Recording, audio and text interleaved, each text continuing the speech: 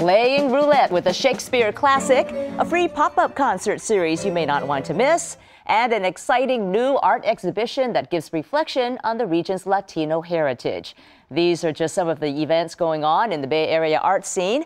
And KQED Senior Arts Editor Chloe Veltman joins us now with her picks. Hi, Chloe. Hello, Thuy. It's lovely to see you. Good to see you. First, Shakespeare's Hamlet is at Shotgun Players in Berkeley, and this is a rather unusual way to approach it, right? The classic gets a pretty radical twist here among the actors. Tell us about that. Yeah, so this is not your usual Hamlet at all, because the actors are on stage at the beginning and they pull out of Yorick's skull, actually, what role they're going to play that night. So the actors don't actually know what part in the play they're going to be doing on stage until 5 minutes right before. That's gotta be nerve-wracking. It's absolutely nerve-wracking. I think that it's been described to me by the actors as a surreal experience, one that's kind of lumpy because some nights, I mean, sometimes invariably they'll get to play one role more than another, so one role may not be as up to snuff as the others. And then what is it like for the audience? You saw the show. I mean, what is that experience like? Well, it's very exciting. Well, first of all, because you don't know who's going to be playing Hamlet. And so sometimes it might be an older African-American member of the cast, or it could be a young woman or anyone in between. And I think also it helps you to appreciate this play as a play about acting. It's a play about actors. It's sort of reimagining, it's reconfiguring it, and it gives you such an appreciation for the craft of acting.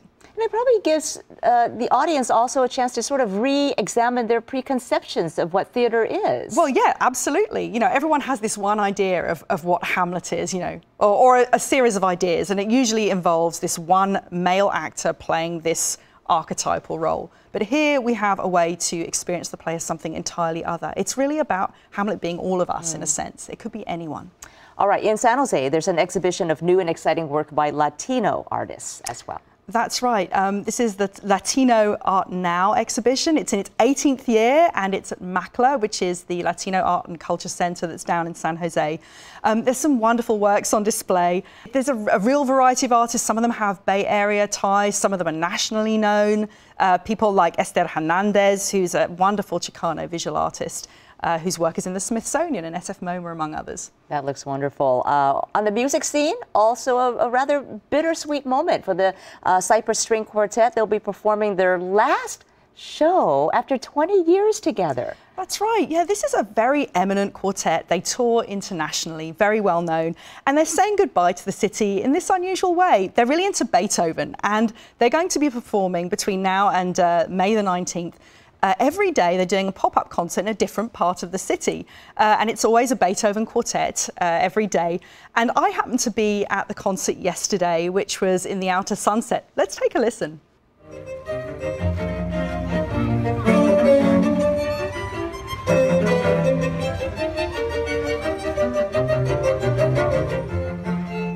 And you can hear the quartet performing a different quartet by Beethoven in different locations. For example, the Mission Dolores Park, Sutro Bars, and so on. Okay, well, catch them while you can. Last chance, right? And of course, we've got to talk about MoMA, probably the biggest local art story going on right now. A lot of buzz on around that. It reopens May 14th.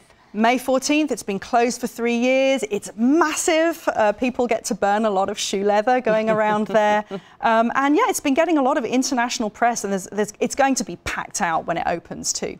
What are your favorite pieces? Oh, there are so many things. I am very fond of the Alexander Calder Room. I also really like the sculpture garden outside with its beautiful living wall. And finally, I'm a big fan of the Agnes Martin Room, part of the Fisher collection on the 4th floor. Seeing those paintings organised in this special sort of hexagonal-shaped church almost. It's like a temple to art. It's really beautiful. And there's so much there, and it's so big now. You can't really experience it in just one day anymore. No, it's true. I mean, it's really, you need to go back day after day after day. I mean, that's why, you know, I think it's a good idea to get a membership in a way. It's the much better value way of experiencing the museum if you're local. Yeah, and maybe pick a couple of floors per day, right? Yeah. And really get a chance to enjoy it. Exactly. All right. Chloe, always good to have you on. It's lovely to see you, Thuy. And of course, for more information about MoMA's opening online and also the other events that you mentioned, we have much more information on kqed.org.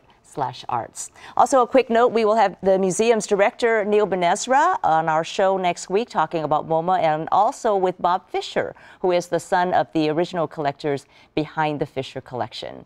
I'm Thuy Vu. Thanks so much for watching. For all of KQED's news coverage, please go to KQEDnews.org.